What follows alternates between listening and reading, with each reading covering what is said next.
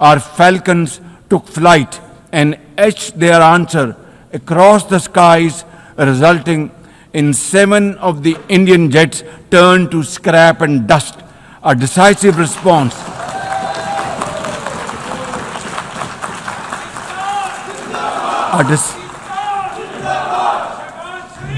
A decisive response to the aggressor that will echo through the annals of history.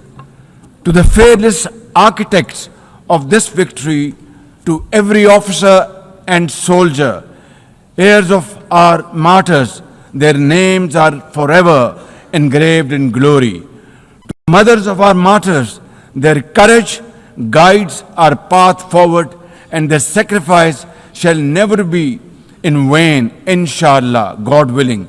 And to every Pakistani, you stood as one unbreakable wall, a bunyanum marsus.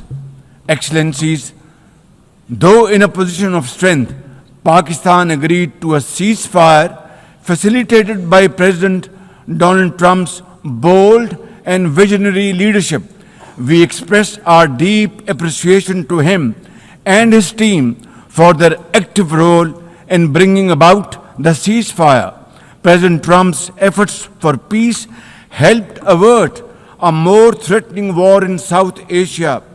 Had he not intervened timely and decisively, the consequences of a full-fledged war would have been catastrophic. Who would have lived to tell what happened? And therefore, in recognition of President Trump's wonderful and outstanding contribution to promote peace in our part of the world, Pakistan nominated him for Nobel Peace Prize. And I think this is the least we could do for his love for peace.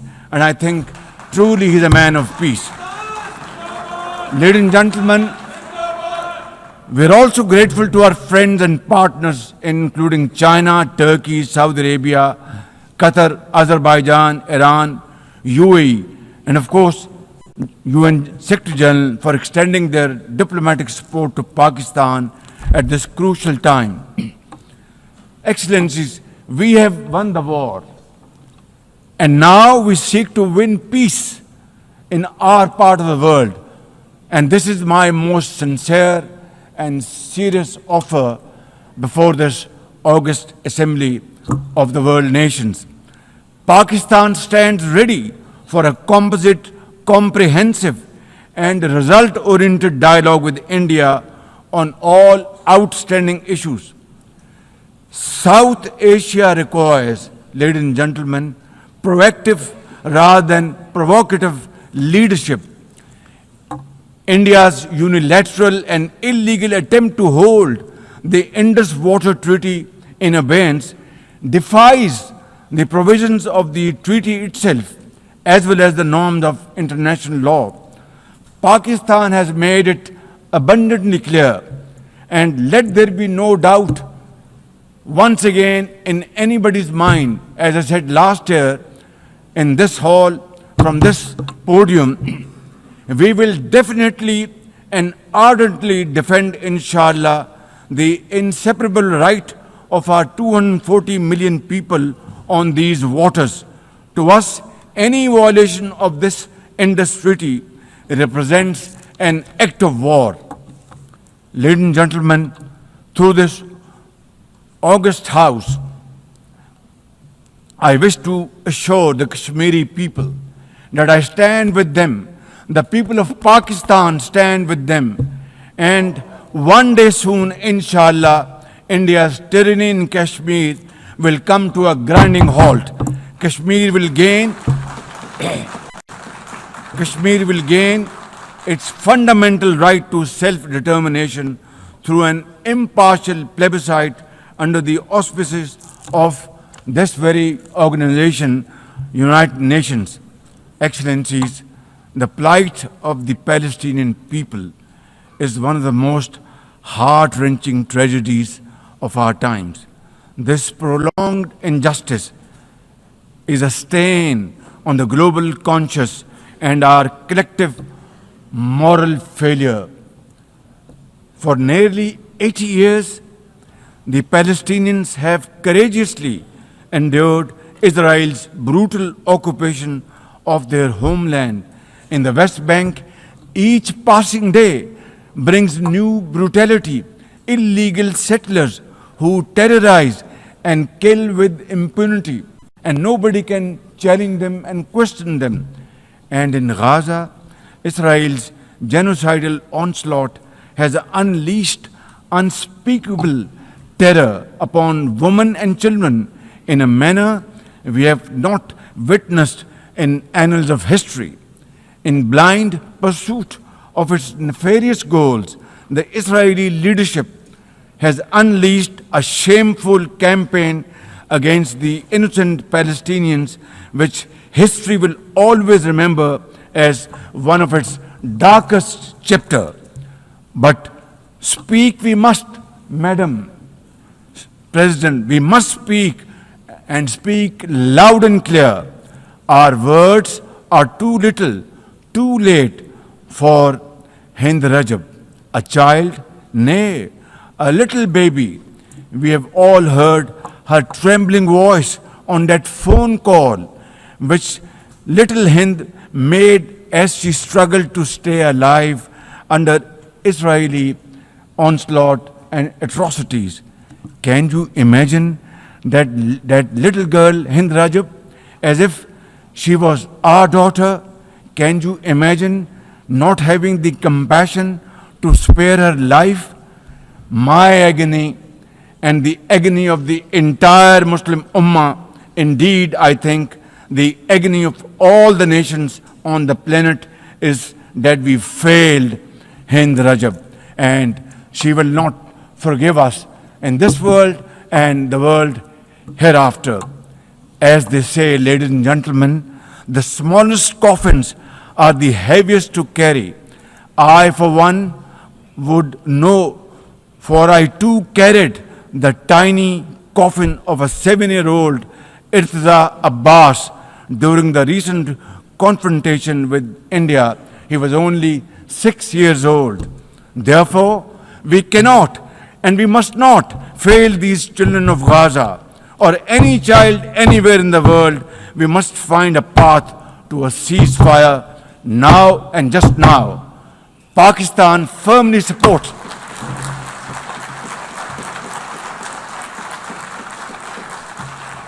Ladies and gentlemen, Pakistan firmly supports the demand of the Palestinian people for the establishment of a sovereign Palestinian state with pre-1967 borders and Al-Quds Sharif as its capital.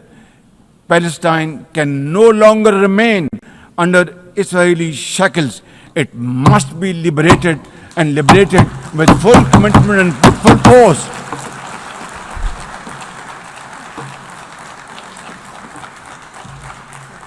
Excellencies, as far as Pakistan is concerned, we were among the first to recognize Palestinian statehood in 1988. And now we welcome the recognition of the state of Palestine by a number of countries recently around the globe, and urge others to also follow suit, because time and tide wait for none. We are further grateful for President Trump's timely initiative to invite Arab Islamic states 3 days ago here in this building for a consultative session at the United Nations. And I was also part of that consultative process. And I think, and I hope and pray to God that it has rekindled hope for a ceasefire in the nearest future, for which the credit must again be attributed to President Trump for this peace initiative. Excellencies, Israel's recent attack on Doha and its continued violations of the sovereignty and territorial integrity of numerous countries is reflective of its rogue behavior. Pakistan stands unwaveringly with our brothers and sisters in Qatar. We also support all efforts for a peaceful resolution of the We also support all efforts for a peaceful resolution of the Ukraine conflict in line with the UN Charter to end human sufferings and global turmoil caused by this protracted war. Madam President, Pakistan condemns terrorism in all its forms and manifestation. For over 2 decades, Pakistan has been at the front line of global counterterrorism efforts, having suffered over 90,000 people. We lost 90,000 people of our country, babies, children, mothers, sisters, brothers, elderly people, doctors, engineers, and also suffered economic loss of $150 billion. Please tell me, put your hand on your heart, that what can be a bigger manifestation of our commitment to fight terrorism and erase it not only from the face of Pakistan, but from the face of this global world. And I believe a man killed in New York is a man killed in Lahore, a man killed in Islamabad is a man killed in London. It's a global village. So I think unless and until terrorism is defeated hands down, this world will not be a peaceful place to live. And for that, Pakistan's sacrifices are probably the biggest around the globe. It must be respected and appreciated because we are a bulwark. Had these terrorists not been encountered by us, they would have been roaming on the streets of New York and London and God knows Far East. So I think this is our humble contribution, not only for the people of Pakistan, but the people all over the world. Today we face externally sponsored terrorism, particularly from foreign-funded groups such as the TTP, Fitna al-Khawarij, Fitna al-Hindustan, BLA, and its Majid Brigade. Operating from Afghan soil, these groups are responsible for some of the most heinous attacks inside Pakistan, including the dastardly Jafar Express train incident earlier this year, the train was hijacked and 400 people were kept for days and weeks. And mercifully, by Allah Almighty's grace, our armed forces and law enforcing agencies were able to recover them. Now, as an immediate neighbor and a brotherly country of Afghanistan, Pakistan has a direct stake in a peaceful Afghanistan. We believe that the key to development and prosperity lies in regional stability and connectivity. Pakistan continues to engage with all partners to extend humanitarian assistance, promote economic recovery, and encourage inclusive political framework in Afghanistan. The interim Afghan government must, however, uphold human rights, including women's rights.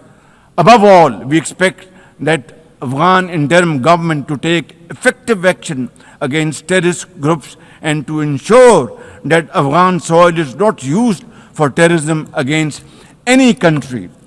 Ladies and gentlemen, there must be no space for hate speech, discrimination or violence against any person or against any religion. Hate-driven ideologies such as India's Hindutva-driven extremism pose a danger to the entire world.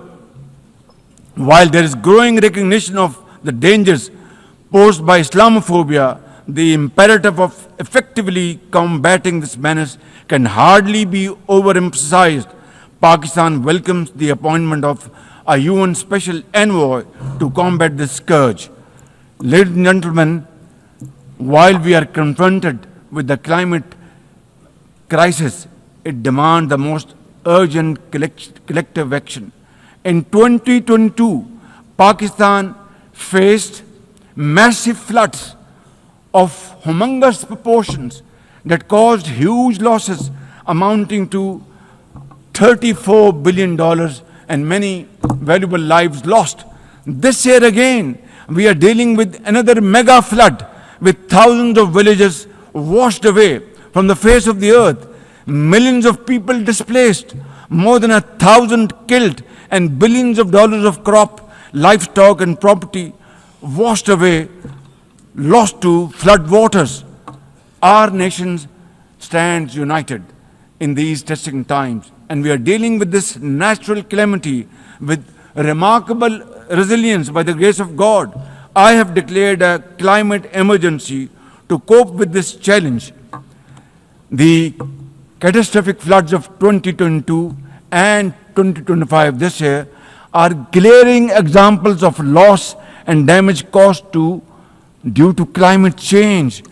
Pakistan, to the contrary, my honorable guests in this hall and through the cameras around the globe, Pakistan contributes less than 1% of global emissions annually, yet it continues to face the relentless brunt and muddy waves of climate change. And then we are told to borrow loans and add on to our debt, huge debt pillars we have over the period of time. This is not fairness. This is not equality. This is not justice. This is not fair play.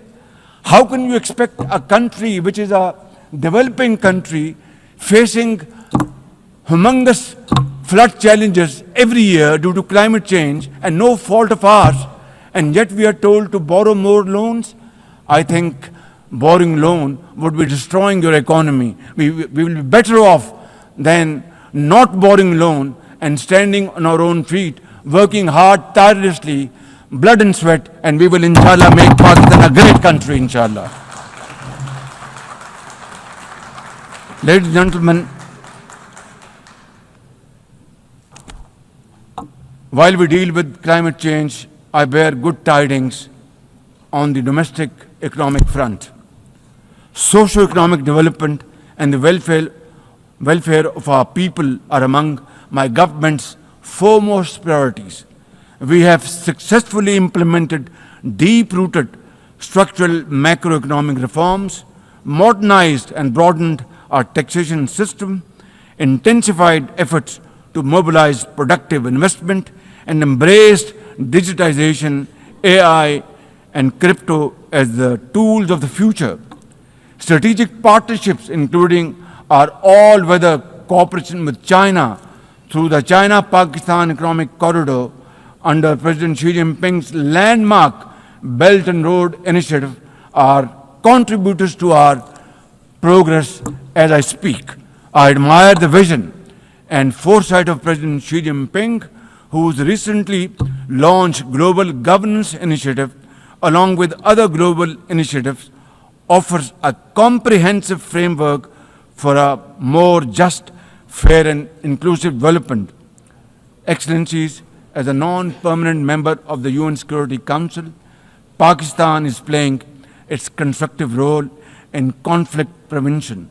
The unanimous adoption of Resolution 2788 under our presidency of the Council has renewed our collective commitment to multilateralism, respect for the UN Charter, and effective implementation of UN Security Council resolutions. Excellencies, at the end, let me assure you that Pakistan will always stand for peace, justice, and development, for a revitalized United Nations, and for cooperative and multilateralism that is fair and inclusive and delivers for all. Therefore, let this 80th anniversary not simply commemorate history. Let us make history and chart a future for the next 8 years with these United Nations as enduring hope for global good. Let us truly strive to become better together. Thank you very much. United Nations, long